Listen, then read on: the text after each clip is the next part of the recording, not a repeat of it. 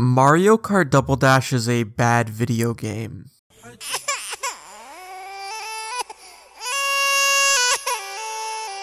Oh geez, how do I get this thing to settle down? It's okay, why don't you tell me why you like the game? I just do. Well, what specifically about the game do you think is good? It has many different and unique ideas. Yeah, but none of them work.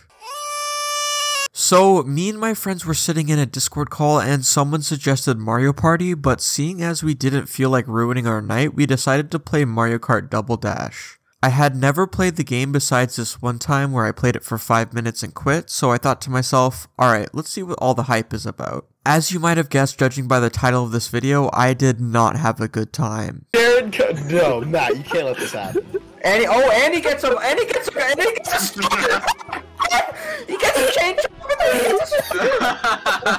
Aw, just He's giving the person all the good items so he can win and feel good about himself! Cause he's Matt, what happened? That's what happened, you fucking idiot! Man, what happened? You had such a lead. You got all the good items, that's what happened!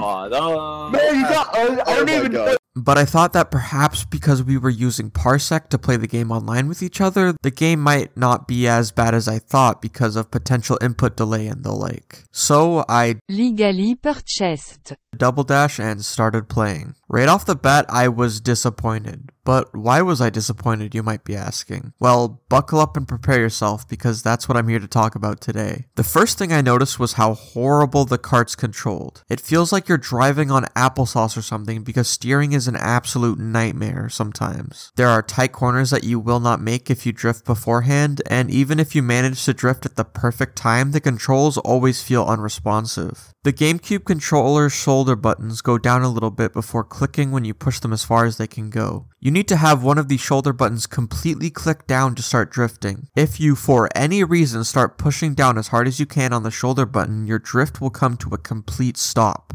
Why? After my 4th race, I was getting PTSD from when I beat Ares in God of War. This game didn't even have to try, it just makes your fingers ache from how hard you have to input buttons. This paired with the massively annoying drift boost system made drifting feel miserable. I would often get shoved off the track just because I wasn't holding the button firmly enough and my drift stopped in a bad place. The way you get a drift boost is by snapping the analog stick in the opposite direction of your drift and then snapping it back. You need to do this not once, but twice to get the most pathetic drift boost I have ever seen. Doing this didn't even feel worth it, but sometimes I would just have to for the small advantage it gives you because the AI in this game is unforgiving. The items in this game are horrible. There's such a small variety and the special items are just shell but bigger, banana but bigger, and so on. There are some unique ones like the chain chomp and the protection, but I'll get more into these later. The small amount of regular items gets extremely annoying because you have 2 item slots and tracks eventually just become an actual no man's land with bananas and shells. There were many times where I would have to restart an entire cup just because I got hit by like 6 abilities in a row. May God help you if you find yourself in 3rd place because here you get the worst. Red shells, green shells, people bumping into you constantly, bombs, fake item blocks, the whole 9 yards. If you don't get the boost at the beginning of the race that for some reason has you pressing A right when the go appears on screen, then you better pray for a divine act of the gods to save you because you will somehow have to catch up to 1st place while dodging every possible obstacle known to man.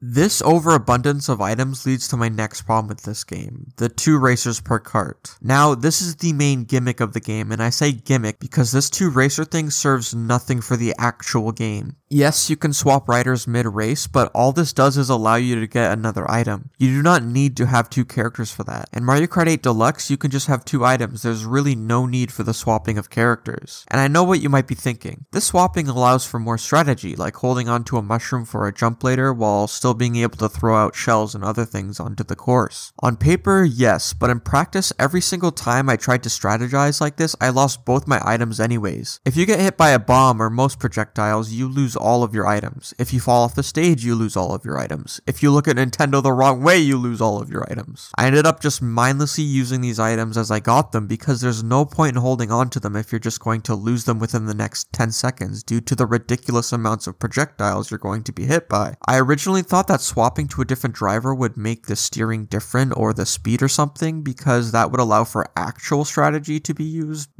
and please feel free to correct me if I'm wrong, because I looked all over the internet for this and couldn't find anything about it. It's the same either way. The actual part that would allow for strategy isn't there, and it would be so easy to do. The only actual useful reason is so racers can swap and get their own special item. Like I mentioned earlier, these items are boring and barely useful besides maybe the chain chomp. But why not make it so you can only pick one character for their one special item? Or better yet, have stages have one big mystery block that contains a special item that fits the track. For example, DK Mountain could have a cave with one of these blocks and it will always give you the big banana. There's absolutely no need for 2 racers, as all it does is make the game feel more clunky than it already is. The stages in this game are boring as fuck. I'm sorry guys. Baby Park, really? I've seen so many people online praise this one for being super exciting, but it's literally just 7 loops and that's it. The only thing I would say that makes this one exciting is the small size of the track leads to the entire thing being filled up with shells and bananas, but that's more of an annoyance than excitement. The other stages just don't feel memorable enough either. Most of them are boring and the game waits for the last cup to give you some actually interesting tracks. There are also only 4 cups with 4 tracks each. There is so little to do in this game that it makes Diddy Kong Racing look like the messiah of all racing games. Most of the tracks don't even feel like they were made for Double Dash's controls. I remember being so confused as to why this game is so loved that midway through my playthrough I looked up why people like it, and people like it for the most stupid reasons. One dude said that the game lacks polish, but that makes it better. Like, how the hell does that make any sense? Another person said that it's frantic in the best way possible, and while I agree that it is frantic, it's definitely not frantic in a good way. The game just shoves a million obstacles at you and you have to hope to God you get lucky. I went into this game thinking it would be a masterpiece because of how loved it is by so many people, some even going as far to say that it's the best Mario Kart. But I finished the game disappointed. At best, it's just a mediocre racing game with Mario characters in it. Anyways, that's going to be all for today's video. If this video made you mad, then put your binky back in your mouth. I'm allowed to critique a video game. And as always, have a good day.